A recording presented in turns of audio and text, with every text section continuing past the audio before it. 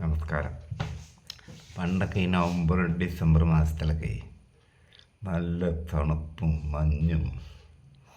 അന്നൊക്കെ ഈ പാതിരാത്രിക്ക് ഈ പാടത്തിൻ്റെ വരമ്പത്ത് കൂടി ഇടവഴി കൂടിയൊക്കെ കള്ളവെടി വെക്കാൻ പോകുമ്പോൾ ഉള്ളൊരു സുഖം, ആ ഒരു വൈബ് അതൊന്നും ഇപ്പം കിട്ടില്ല. കാരണം എന്താണെന്ന് വെച്ചാൽ ഒരു പിടിയും കിട്ടില്ല. ഇപ്പം ഒന്നാമത് വീടുകൾ അധികരിച്ച് ഈ കോൺക്രീറ്റ് റോഡുകൾ, വയലും ഇതൊന്നും കാണാനില്ല. പിന്നെ വേറൊന്നുണ്ട്, നമ്മളെ കാത്ത് ഒരു 2-3-4 പെണ്ണുങ്ങൾ നമ്മുടെ ഗ്രാമത്തിൽ എപ്പോൾ ചെന്നാലും കളിക്കാൻ തരിക എന്ന് പറഞ്ഞാൽ നമുക്ക് സെലക്ട് ചെയ്യാനുള്ള അവസരങ്ങളാണ്. അപ്പം തോന്നും നമ്മൾ ഒരു രാജാവായി എന്നൊക്കെ സ്വയം തോന്നും. അപ്പം നമ്മൾ കളിക്കാൻ ഇങ്ങനെ ആ മഞ്ഞിലൂടെയൊക്കെ നടന്നു പോകുമ്പോൾ ഉള്ളിൽ 2 പെഗ്ഗൊക്കെ ഉണ്ടെങ്കിൽ അത് വേറൊരു സ്റ്റൈലാണത്. അപ്പം നമ്മൾ കളിക്കാൻ പോകുമ്പോൾ നമ്മൾ സെലക്ട് ചെയ്യണം എങ്ങനെയാണെന്ന് അറിയാം. നമുക്ക് കുറച്ച് അലസതയാണ്, എന്നാൽ കളിക്കാൻ വേണം. അങ്ങനെയെങ്കിൽ ചില പെണ്ണുങ്ങളുണ്ട് നമുക്ക് തരണേ. നമ്മൾ കളിക്കുമ്പോഴേക്കും 2 വട്ടമൊക്കെ വരണ പെണ്ണുണ്ട്. അങ്ങനത്തെ സ്ത്രീകളാകുമ്പോൾ നമ്മൾ കൂടുതൽ അധ്വാനമില്ല. അപ്പോൾ നമ്മൾ പോയി അവരെ കളിച്ച് അവർക്കും സുഖം, നമുക്കും സുഖം. 1-2 പണി എടുത്തിട്ട് കുറച്ച് നേരം റെസ്റ്റ് എടുത്തിട്ട് ഇങ്ങനെ പോരും. ചില ദിവസം നമുക്കൊരു അസാമാന്യ കരുത്തും ഒരു വൈൽഡ്, ഒരു മൃഗീയ വാസന. മൃഗീയ എന്ന് പറഞ്ഞാൽ ക്രൂവലായിട്ട് ചെയ്യാനില്ല, കുറേ നേരം അധ്വാനിച്ച് കളിക്കാനൊക്കെ അതൊരു ഓരോ ദിവസം ഒരു മൂഡാണ്. അപ്പോൾ അതിന് പറ്റിയ ആളുണ്ട്. ചില പെണ്ണുങ്ങളുണ്ടല്ലോ, എത്ര കളിച്ചാലും കളിവാശികൾ. നമ്മൾ ഒരടി അടിക്കുമ്പോൾ അടിയിൽ നിന്ന് 2 അടി ഇങ്ങോട്ട് അടിച്ച് കയറണം, അങ്ങനത്തെ പെണ്ണുങ്ങളുണ്ട്. അതൊരു യുദ്ധമാണ്, യുദ്ധ മുന്നണിക്ക് പോകണ പോലെ ഒരു ഫീലാണ്. അപ്പം ചില ദിവസം നമുക്ക് അങ്ങനത്തെ ത്രില്ലുള്ളത് അങ്ങനത്തെ അവിടെ പോകും. ചില ദിവസം ഒരു മീഡിയം, അപ്പോൾ ഈ മീഡിയം റേഞ്ച് ഒരു സാധാരണ ഒരു കളി. എന്നാൽ ആരും മോശമാക്കില്ല ഞാൻ. അങ്ങനെ നിൽക്കുമ്പോഴാണ് ഞങ്ങളുടെ ബന്ധത്തിൽ ഒരു വീട്ടിൽ 2 പെൺകുട്ടികളല്ല, വലുതിൻ്റെ കല്യാണം കഴിഞ്ഞ് അതിന് ഒരു 35 ആ റേഞ്ചാണ്. അനിയത്തിക്ക് ഒരു 30 കഴിഞ്ഞ് കല്യാണം വന്നിട്ടില്ല.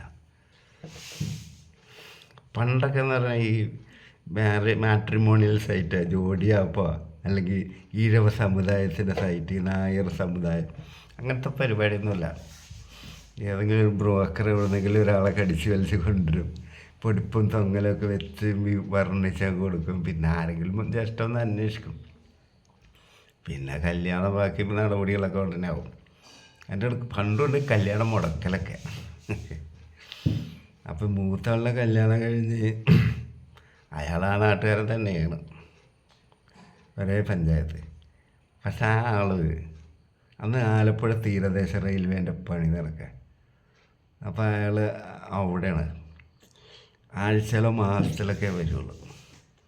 അതൊക്കെ കളിക്ക് വലിയ താല്പര്യം ഇല്ലയെന്ന് തോന്നണം. അപ്പോൾ അയാൾക്ക് റെയിൽവേയിൽ പെർമനൻ്റ് ആവുകയും ചെയ്തു. അപ്പോൾ ഈ പെണ്ണിന് ഒരു ദിവസം കളിക്കാണ്ട് ഉറങ്ങാൻ പറ്റില്ല. അപ്പം ഒരു അനിയത്തി കൂടി ഉണ്ടെന്ന് ഞാൻ പറഞ്ഞില്ലേ, ഇവൾക്ക് സാധനം ഇറങ്ങാണ്ട് ഉറക്കം വരില്ല. അപ്പോൾ ഇവളെ കല്യാണത്തിന് മുമ്പേ കളിക്കുന്ന ഒരു ചേട്ടനുണ്ട്, അയാൾ ഇന്ന് രാത്രി വന്ന് കളിക്കൂല. ആ വീട്ടിൽ 4 കഥാപാത്രങ്ങളുള്ളത്. ഇവർ അപ്പനൊക്കെ എന്നോ മരിച്ചു പോയതാണ്, എനിക്ക് കണ്ട ഓർമ്മയൊന്നുമില്ല. പിന്നെ അമ്മ കുറച്ച് പ്രായമുള്ളതാണ്, പിന്നെ ഒരു കഥാപാത്രം കൂടി അവിടെ ഉണ്ട്. പക്ഷെ എനിക്ക് മനസ്സിലാകാത്ത ഈ പെണ്ണുങ്ങളൊക്കെ വെളുത്താണ്, അവര് കറുത്തിട്ടാണ്. ചട്ടയും മുണ്ടുകൊണ്ടുള്ളു, അത് അമ്മേൻ്റെ ചട്ടയും മുണ്ടുക. ഇതിങ്ങനെ അവിടെ മുറ്റത്തുള്ള ആ കാരച്ചോട്ടിലോ അല്ലെങ്കിൽ പ്ലാവിൻ്റെ അവിടെ ഒക്കെ ഇങ്ങനെ നിൽക്കും. സംസാരിക്കില്ല ഇവർ, സംസാരമില്ല. ഞാൻ ഇതുവരെ കണ്ടിട്ടില്ല. ചിലപ്പോൾ കോലയിൽ വരാന്തയിലൊക്കെ ഇരിക്കുന്നുണ്ടാവും. നമ്മളൊക്കെ മുന്നിൽ കൂടി പോയാലൊന്നും നമ്മളെ ഒന്നും ശ്രദ്ധിക്കില്ല, ഒരു നിർവികാരത. അത് ഇവരുടെ ആരാണെന്ന് അന്നും അറിയില്ല, എനിക്ക് ഇന്നും അറിയില്ല. പക്ഷെ അവിടെയാണ് ജീവിച്ചിരുന്നതും ആ വീട്ടിൽ നിന്നാണ് മരിച്ചതും ഒക്കെ. അവർക്ക് മറ്റാരുമില്ല. അപ്പോൾ ഈ അനിയത്തി പെണ്ണെന്ന് പറഞ്ഞാൽ ഒരു ദിവസം എന്നോട് കംപ്ലൈൻറ്റ് പറയും, ചേച്ചി എന്നും ഇങ്ങനെ മറ്റേ ചേട്ടനെ വിളിച്ച് കയറ്റുണ്ട്, അതാണ് ഇതാണെന്നൊക്കെ പറയും. അപ്പോൾ ഞാൻ ചോദിച്ചു, നിൻ്റെ പ്രശ്നം എന്താ? അവൾക്ക് അതില്ലാണ്ട് ജീവിക്കാൻ പറ്റില്ല. അയാൾ തീരദേശ റെയിലുണ്ടാക്കാൻ പോയേക്കല്ലേ, ഇവൾക്ക് ഇവിടെ ആരോ പണിയെടുത്ത് കൊടുക്കണേ. എന്നാലും അങ്ങനെയല്ല ഇങ്ങനെയല്ല എന്നൊക്കെ പറയും. നീ ഒന്ന് മിണ്ടാണ്ടിരിക്കുക, അവളുടെ കഴപ്പ് മാറ്റിക്കോട്ടെ. ഞാൻ നിന്നോട് കുറേ ദിവസം ഒരു കാര്യം ചോദിക്കണമെന്ന് വിചാരിക്കണേ. എനിക്ക് നിന്നെ കളിക്കണമെന്ന് നല്ല ആഗ്രഹമുണ്ട്. ഞാൻ ഇന്ന് രാത്രി വരട്ടെ വെച്ച്. അതിലുള്ള അത് ശരിയാവില്ല എന്നൊക്കെ പറയും. നിൻ്റെ നോട്ടവും പെരുമാറ്റമൊക്കെ നിനക്കിതിന് കൊതിയുള്ള ആളാണ്. പിന്നെ ഭയം, അതിൻ്റെ ആവശ്യമില്ല. ഒരു GB അറിയില്ല. മറ്റാളിപ്പോൾ ഡെയിലി അവിടെ വന്നു പോകല്ലേ, ആരെങ്കിലും അറിയണ്ടോ? അപ്പം ഈ അമ്മയും ഈ പറഞ്ഞ മാനസികമായിട്ട് പ്രശ്നമുള്ള ഇവരും ഒരു 9 മണിയായ ഭക്ഷണം കഴിച്ച് ഒരു മുറിയിലാണ് കിടക്കണം. അവർ വാതിലടച്ചാൽ പിന്നെ അവരുടെ അന്നത്തെ എല്ലാ പരിപാടിയും കഴിഞ്ഞ് പിന്നെ എന്ത് പ്രശ്നം ഉണ്ടായാലും അവർ വാതിൽ തുറക്കില്ല. അങ്ങനെ അപ്പം ഞാൻ പറഞ്ഞു, ഒരു ജീവി അറിയില്ല, ഞാൻ വരാം. വെറുതെ നിൻ്റെ സമയം വേസ്റ്റാക്കണ്ടല്ലോ. കല്യാണമൊക്കെ എന്നാണ് വരണമെന്ന് പറയാൻ പറ്റില്ല. അതുവരെ നീ ഇങ്ങനെ നിൽക്കേണ്ട ആവശ്യമില്ല. അപ്പം ഞാൻ തുറന്ന് ചോദിച്ചപ്പോൾ അവൾക്കും ശരിയാവില്ല എന്നൊക്കെ പറഞ്ഞു. പിന്നെ അവൾ പറഞ്ഞു, ആരെങ്കിലും അറിയോടാ? ഞാൻ പറയും, ഒരു മനുഷ്യനെ അറിയില്ല പറഞ്ഞു. അങ്ങനെ ഞാൻ പോയിട്ട് ഫസ്റ്റ് പരിപാടിയിൽ അവളെ വേറെ ഒന്നും കളിച്ചിട്ടില്ല, അത് അവൾ എന്നോട് പറഞ്ഞു. അപ്പം കൈ നീട്ടം മോശമാക്കരുതല്ലോ. അപ്പോൾ നല്ല പോലെ സ്ലോവിൽ എല്ലാ ഡ്രസ്സുകളും അഴിച്ച് എല്ലാ സ്ഥലത്തും നോക്കി തോർത്തി ലാസ്റ്റ് ഇവിടെക്കാണ്ട് കളിച്ച് കൊടുത്തിട്ട് കേൾക്കണം. ഇവിടെ മയങ്ങി കുറേ നേരം കിടന്നു. പിന്നെ പെണ്ണിന് ഇൻട്രസ്റ്റായി, ഡെയിലി പോകൽ തുടങ്ങി. അപ്പം ഞാൻ പറഞ്ഞില്ലേ, നമ്മൾ എങ്ങോട്ട് പോകണമെന്ന് കൺഫ്യൂഷനാണ് ചില ദിവസങ്ങളുണ്ട്. ഇപ്പോൾ കളിഭാഷയുള്ള പെണ്ണിൻ്റെ അടുത്താണെങ്കിൽ ഒരു പണി കഴിയുമ്പോൾ ഒരു 1-1.5 മണിക്കൂറാവും. ഫോർ പ്ലേ കഴിഞ്ഞ് നോക്കി കൊടുക്കലും ഗുസ്തി പിടിക്കലും അടി പല മോഡലൊക്കെ അടിച്ചൊക്കെ ഇത് ശുക്ലം വരുമ്പോൾ ഒരു 1.5 മണിക്കൂറായി കാണും. നമ്മളൊക്കെ വിയർത്ത് കുളിച്ച്. അപ്പോൾ ഉണ്ടല്ലേ, ഒരു കളിക്ക് 2 പ്രാവശ്യമൊക്കെ വരുന്ന പെണ്ണിൻ്റെ അടുത്ത് വലിയ അധ്വാനം വേണ്ട. കളി കഴിഞ്ഞാൽ അതിൻ്റെ മേത്ത് കുറച്ച് നേരം കിടന്നാലൊന്നും ഒരു കുഴപ്പമില്ല. പക്ഷേ ഇവള് പിന്നെ എന്നോട് ഒന്നും ചെല്ലാൻ പറയാം.